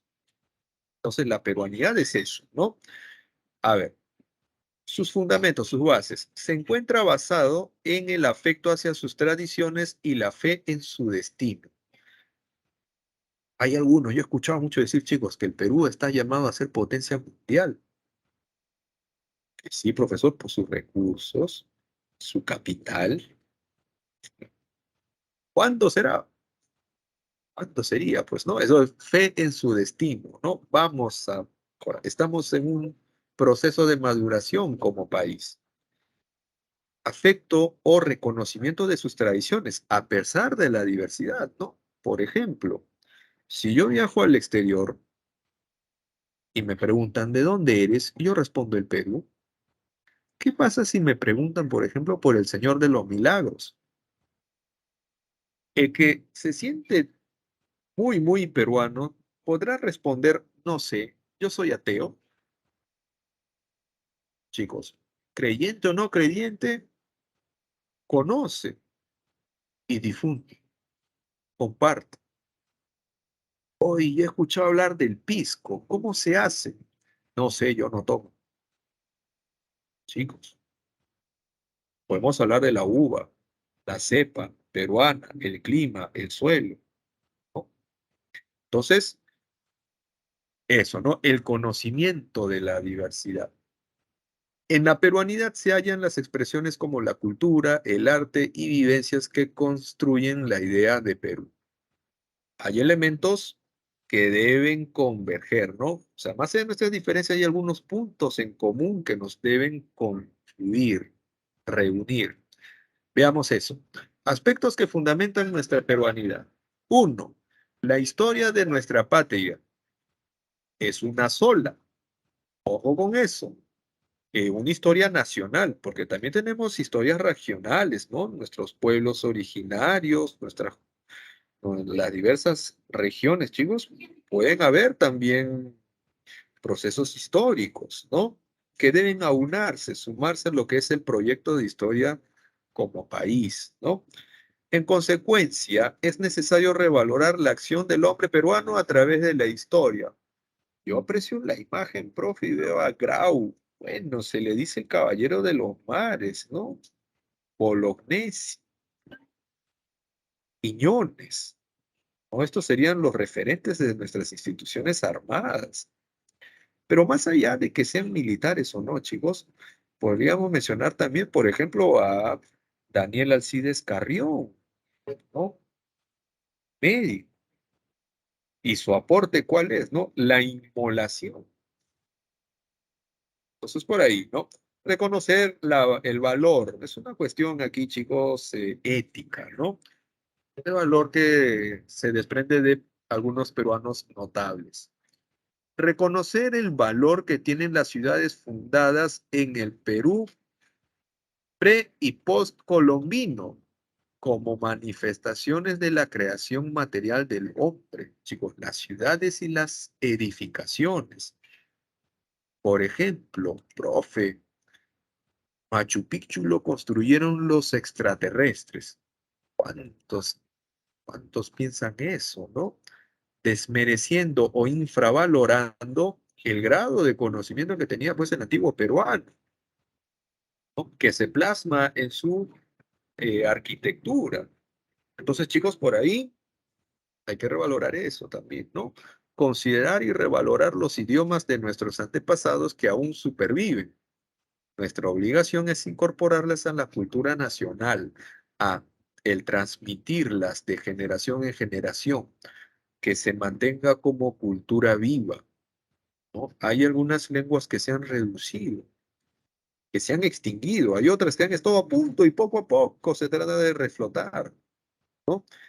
Mencionábamos, por ejemplo, la semana pasada lo que era la diversidad lingüística y cómo el quechua, que aún siendo la lengua más hablada, ha sufrido una terrible reducción por discriminación, segregación, exclusión, etcétera, etcétera. Entonces, revalorar las lenguas, ¿no? Es diversidad cultural, sinónimo de riqueza. Valorar las técnicas diseñadas por los antiguos peruanos. ¿Qué es lo que estoy observando? Pero ¿qué es lo que ven mis oídos, profe? ¿O qué es lo que ven mis ojos? Ah, terrazas escalonadas, profesor. Esos son los andenes, ¿no? Claro que sí. Construcción de infraestructura agrícola. Esta actividad productiva, la agricultura, ¿no? ¿Cómo se podía desarrollar sorteando la inclemencia del tiempo, ¿no? Esas variaciones climáticas, sequías, heladas, tener en cuenta también el aprovechamiento del agua dulce. Cuando se habla de la cosecha de agua, por ejemplo, aprovechar al máximo el agua de las lluvias para que no se filtre, no se pierda pues en el suelo, ¿no? tal vez represarla, a todo eso, chicos. ¿Sí? Apreciar las manifestaciones folclóricas, autóctonas y las que sugieren producto del mestizaje, practicándolas y difundiéndolas sin discriminación, ¿no? El folclore, chicos, el arte popular, ¿sí? Lo que se aprende de las generaciones mayores, ¿no? Ahora, como estamos en una situación dinámica, puede haber fusión, puede haber mestizaje, ¿no? Por ejemplo, cuando hablamos de la cultura chola o mestiza, porque una cosa es el limeño mazamorrero, ¿no? Ese, pues, chicos, que generacionalmente siempre ha estado en Lima, pero el migrante, ¿no? El que llegó de provincia, de la región andina, con sus costumbres, procede a fusionar, ¿no? Ojo, esto no debería o no involucra una aculturación. Profesor, ¿qué es aculturación? El prefijo a, carencia, ausencia, chicos, eso nos llevaría a perder nuestra identidad. Entonces, esta fusión cultural lo que implica es eso, suma, más no resta. La resta nos puede llevar a una aculturación. Por ejemplo, si un peruano viaja al exterior, ¿no? Y al final termina hablando pues como español, adopta totalmente la cultura española, chicos, deja entonces todo lo que implica una muestra de peruanidad, significaría pues lo que sería un proceso de aculturación. Bien, ojo, esto es suma entonces, no resta. Asumir el concepto de interculturalidad. Chicos, ¿qué era la interculturalidad? ¿Qué era la interculturalidad, chicos? ¿Es una actitud positiva o negativa? La interculturalidad positiva nos pide tratar entonces a todos por igual, ¿no? A todos los miembros, así sean de diversas culturas, por igual. Respetarlos entonces. Y aprender, es decir, sumar, enriquecer. Chicos, ¿cómo es? Incluir a la vida nacional a los millones de peruanos que, organizados en comunidades campesinas y nativas, pueblan el territorio y que muchas veces, chicos, viven alejados de los beneficios que otorga la civilización. Entonces, alejados de la civilización, al margen de las políticas del Estado, viven en exclusión. Es importante entonces introducirlos, hacerlos partícipes, porque no hay peruanidad, no hay sentido de pertenencia si es que un individuo no se involucra en una colectividad. Bien, ojo con eso. A ver, imaginemos que ese niño, chicos, aquí que está haciendo, pues, está pasando por un triaje, tal vez será vacunado, una consulta. Imaginemos si no llega este personal médico. Hay comunidades donde no hay médico, no hay maestro, no hay policía. Chicos, no hay presencia del Estado. Entonces, ¿cómo crear ese vínculo? Es complicado. La presencia se tiene que materializar, tiene que ser concreta, visible, palpable. Solo así se establecen los vínculos. Aquí vemos que sí, ya hay una presencia directa. Se va construyendo. Este niño, por ejemplo, ya sabe lo que es un ministerio de salud. Ya sabe que él podría ser médico o enfermero, ¿no? Abre su perspectiva. La medicina tradicional ya no es todo. Ahora, no quiere decir que deje la medicina tradicional, tal vez, ¿no? Como mencionamos, suma. Bueno, eso es la inclusión. Salud, educación, sistema financiero, administración de justicia, etcétera, etcétera. ¿No? El sentido de pertenencia, entonces, ¿qué es? una forma de adhesión a los rasgos distintivos de la cultura, que implica una actitud consciente y comprometida con una determinada colectividad, en cuyo seno el sujeto participa activamente, ¿no? Mencionábamos, por ejemplo, el primer entorno, la familia. Chicos, nuestra familia nos tiene en cuenta. Profe, no sea malo, ¿cómo me va a preguntar eso? Me ofende. Chicos, ¿participamos en la toma de decisiones en nuestro núcleo familiar? Tal vez es muy posible, ¿no? Los padres sí nos consultan. ¿Qué opinas? ¿Qué piensas? ¿Vamos a mudarnos? ¿A dónde nos iríamos? ¿Qué necesidades? ¿Qué requieres? Ah, nos consultan, en la to- nos tienen en cuenta para la toma de decisiones. Nos sentimos importantes, parte activa. Y ahí nos vamos siendo parte de un colectivo.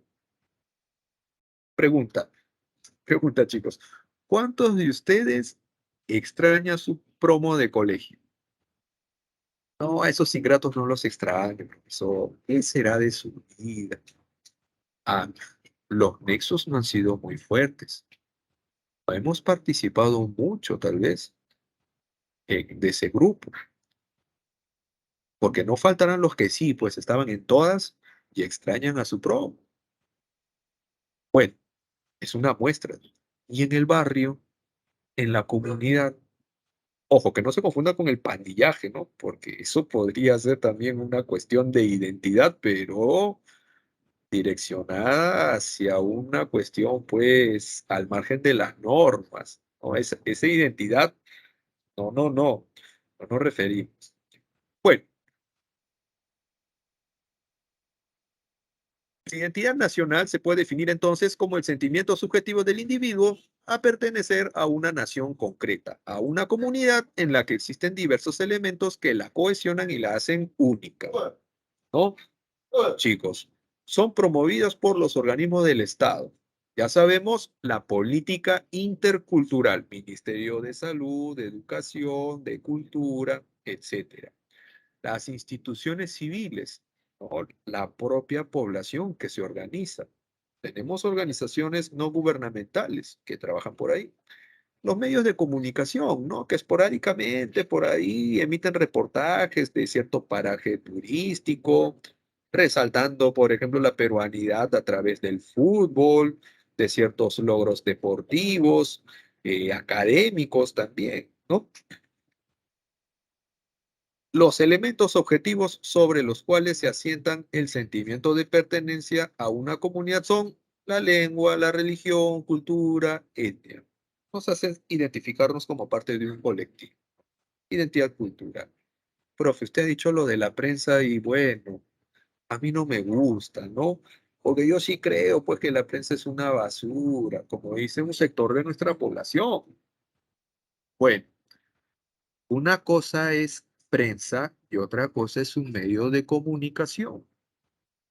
Ojo con eso. La prensa está más asociada a la difusión, y a la difusión de ciertos datos, cierta información, ¿bien?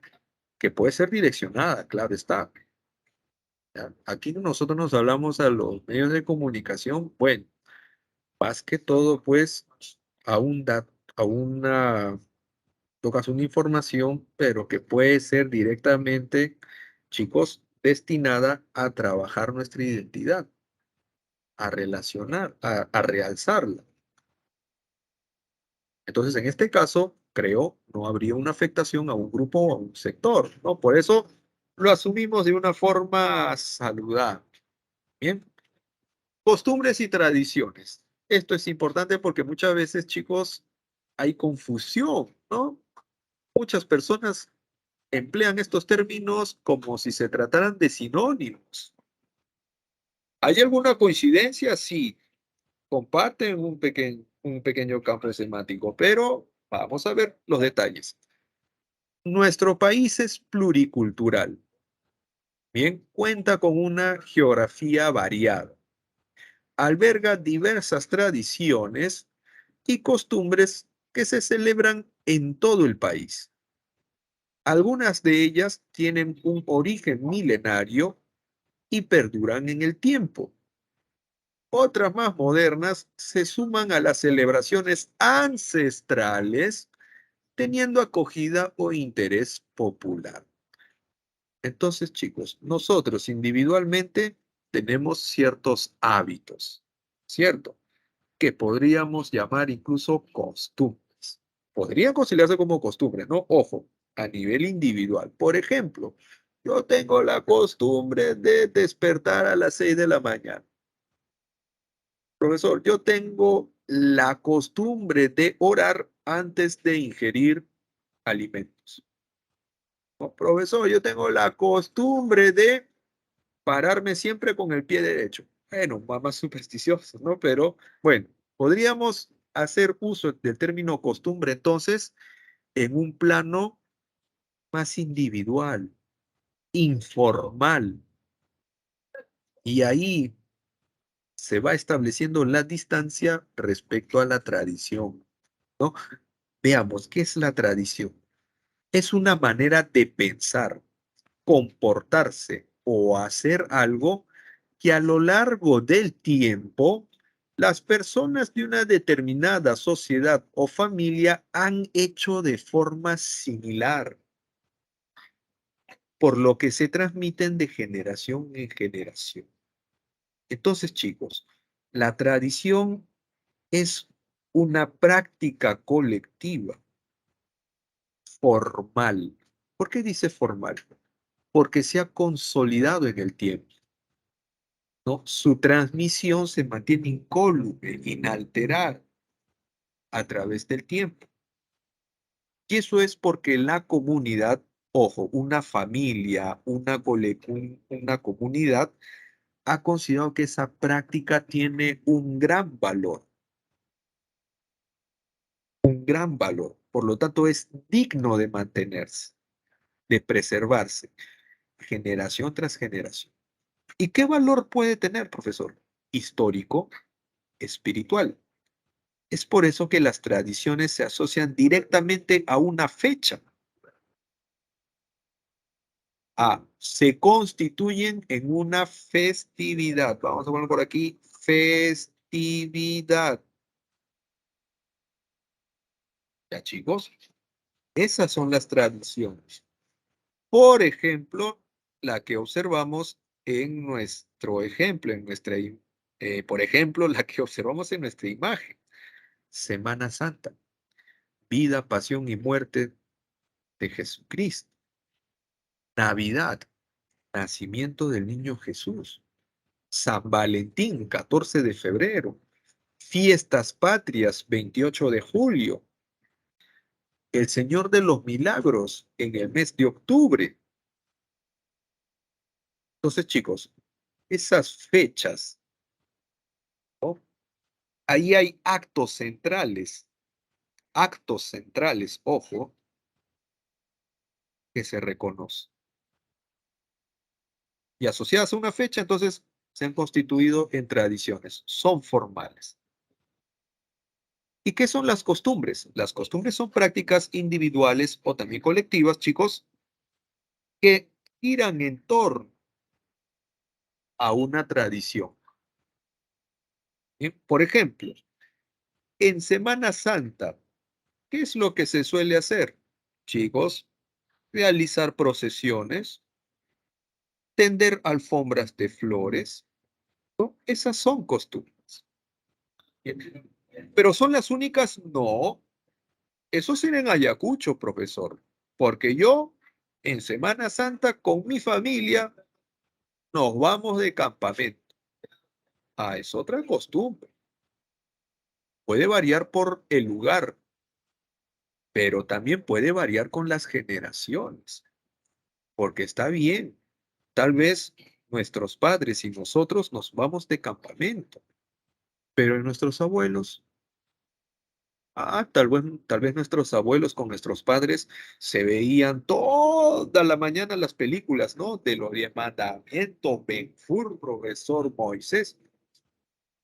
Eran otros tiempos, ¿cierto? Y ni qué decir, pues, cuando a los niños también se les, chicos, propinaba látigos. Era una vieja costumbre. Varía con el tiempo, ¿no? En Navidad, una tradición. ¿Qué costumbres se pueden poner en práctica? Profesor, la cena navideña, el intercambio de regalos, el brindis, etcétera, etcétera. En San Valentín, profesor, la cartita, la cena romántica. En fiestas patrias, la misa te deum, ¿no? Lo que sería pues la parada militar, etcétera, etcétera. Entonces, chicos, compréndase que las costumbres son más informales, pueden variar según el lugar, las regiones y también las generaciones, porque las nuevas generaciones van imprimiendo algo novedoso, ¿no? Aquí hay cambios y permanencias. Veamos por aquí. En el caso de la costa, algunas festividades, tradiciones, ¿no? La procesión de la bandera. Ah, algo que apareció como una costumbre. Profesor, alto ahí. Retrocedemos un poquito. Usted me está diciendo que una costumbre, con el paso del tiempo, puede convertirse en una tradición, y la respuesta es sí. ¿Pero cuándo? ¿Cómo ocurre eso? Si es que la colectividad de pronto considera que esa costumbre tiene un gran valor, ¿no? Identifica al colectivo. Entonces la mantiene. Y es así como se puede convertir en una tradición, ¿no? Ya se formaliza, se consolida en el tiempo. Esto empezó como una costumbre, ¿no? La historia dice que en algún momento Tacna, ocupada por Chile, por chilenos, chicos, en una política de chilenización, estaba prohibida toda manifestación de peruanidad. Entonces, en algún momento, un pequeño grupo de personas solicita, por una excepción, ¿no? Un día, una fecha en particular, pasear la bandera por las calles. Y no se contaba con que iba a haber una participación multitudinaria. Al año siguiente se hizo. Cuando se pudo, se hizo, cuando había autorización, pero una vez ya retornando al seno patrio, se consolidó. Bien, chicos, se consolidó como una tradición. Bien, tenemos la vendimia, tenemos la festividad del Señor de los Milagros, tenemos el Festival de la Marinera. Ojo, Festival de la Marinera en Trujillo Norte, la vendimia en Ica. También hay vendimia en Lima, por si acaso, por ejemplo, en el distrito de Surco. Tal vez alguien de ustedes vive por ahí en Surco Pueblo, ¿no? Surco Viejo, y podrá dar fe de ello. Ahora, la procesión del Señor de los Milagros, si bien es cierto, esto es en Lima, también se puede replicar en muchas provincias, ¿no? También se replica en el extranjero. Ah, profe, y en algunos departamentos, en algunas provincias también se replican con algunas imágenes locales. Claro, como el señor de Uruguay, como el señor de Lure, ¿no? Ahí tenemos también tradiciones, chicos. En la región andina tenemos, por ejemplo, el Inti Raymi, el solsticio, el equinoccio. No, no, perdón, solsticio de invierno, ¿no? En junio. Tercera semana en junio, así se recibe, ¿no? Una cuestión más, tener en cuenta que es una tradición que data de época precolombina, o sea que tiene un valor aún mayor, ¿no? Festival de los Negritos en Huánuco. Sí. Por ahí también están los chayahuitas, ¿no? En Junín, la representación de los estratos sociales, tradición, ¿no? Fiesta del Señor de Muruguay, señalábamos, ¿no? La fiesta de la Candelaria en Puno, que dicho sea de paso se acaba de suspender, dicen, ¿no? Por la coyuntura, pero es ahora, pues, en el verano. En la región amazónica, a ver, tenemos la festividad del Señor de Gualamita, esto en Amazonas, otro patrono local. Fiesta de los Chayahuitas en Loreto. Ah, los Chayahuitas, perdón. Esto tiene que ver, ojo, es una comunidad amazónica.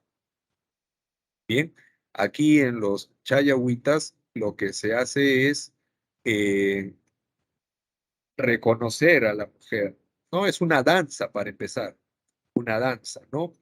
Famosa, muy conocida. Ahora, carnaval haitiano, los carnavales, bueno, tendidos en el verano en todo el ámbito nacional, ¿no? Fiesta de San Juan, esto también es a mediados, ¿no? En junio. La purificación del cuerpo, del alma, ¿no? Del agua, conmemorando a San Juan el Bautista. Esta celebración se realiza pues cerca a los cuerpos de agua, ríos, lagos. Bien, chicos, entonces eso sería lo que corresponde a cívica. A ver, vamos a responder nuestras preguntas. Uno, la peruanidad valora el aporte de numerosos grupos culturales que, desde épocas pasadas y a través del sincretismo, profe, ¿qué sincretismo? Fusión cultural. Vienen contribuyendo en la construcción de nuestra identidad. Sobre los elementos que fundamentan este sentimiento, determina el valor de verdad o falsedad de los siguientes enunciados. Chicos, sobre los elementos que fundamentan este sentimiento. Uno, es necesario reconocer la independencia de los pueblos originarios que fueron históricamente excluidos. Chicos, ¿qué consideran ustedes? ¿Es necesario reconocer la independencia? Falso, profe, no tiene que ver con lo que estamos abordando. Claro. Si bien es cierto, se las incorpora, se les incluye, reconociéndoles cierta autonomía, como por ejemplo su organización para el trabajo, cómo tributan, ojo, no se les, no se trata de una independencia, ¿no? Por el contrario, se les incluye, no se separan. Falso. Dos, resulta significativo mantener en vigencia las técnicas agrícolas que desarrollaron los antiguos peruanos. Claro que sí, claro que sí. Se pueden considerar incluso amigables con el medio ambiente. Tres, es imperioso sustituir las costumbres ancestrales por otras modernas para revalorizar la cultura. Falso, profe. Recordemos que una cosa es suma, ¿no? Y otra cosa es resta. Hay que sumar, hay que enriquecer. Bien, no tenemos por qué renunciar a nuestra identidad. Cuatro, se hace vital la difusión de las lenguas originarias para lograr la incorporación a la cultura nacional. También, ¿Verdad? ¿no? Esto sí, verdadero. Entonces, 2 La y D, 4 profe. La serían D. verdaderos, dado, ¿no? Dado. A ver, la número 2. En el presente año se anunció el lanzamiento de elencos nacionales en el Capac Ñam, evento que tiene como objetivo principal la generación de conciencia sobre el valor de este patrimonio, sobre el valor del Capac Ñam. Se desarrollarán diversas actividades didácticas y artísticas, las cuales contarán con la participación del Ballet Nacional, el Coro Nacional, entre otros, ¿no? Los elencos nacionales. A partir del propósito señalado del evento, identifiquen los enunciados correctos. 1. Promueve espacios de apreciación para revalorar un bien heredado de nuestros antepasados. Así hay que valorar las edificaciones construidas, ¿no? Por los antiguos peruanos. Verdadero. 2. Difunde las actividades de diversos elencos que cuentan con el apoyo del Ministerio de Educación. Chicos, ¿eso es lo que busca? No, profe. El Ministerio de ¿Cuál es el Educación creo que no centro? tiene nada que ver. También, a ver, dice, pero aparte, ¿no? Hay que tener en cuenta algo. ¿Cuál es el propósito? Poner en el centro una edificación construida por el antiguo peruano, ¿no? Nuestro patrimonio. Ojo con eso. 2. Potencia exclusivamente el talento de jóvenes expositores del arte a través de la danza y el canto. Ah, ya. Eso por ahí ya se va alejando, ¿no? Tampoco, profe. Contribuye a la construcción del sentido de pertenencia por nuestra identidad histórica. Eso sí es verdadero. Ah, profe, ¿cuál sería la clave entonces? La C, profe, la C. La C, ¿no? 1 y 4. Bien, chicos, por el tiempo, antes que nos corten, nos llamen la atención, les doy las claves de las que faltan. Serían C y C. Bien, D, C, C y C. Bueno, chicos, nos vamos despidiendo. Nos vemos la próxima semana. Cuídense mucho. Gracias por su tiempo. Hasta Solo, pronto. Hasta luego, profesor, cuídese. profesor. Muchas gracias por la clase. Ustedes Luego, también, profesor. cuídense. Gracias. profe. Hasta luego.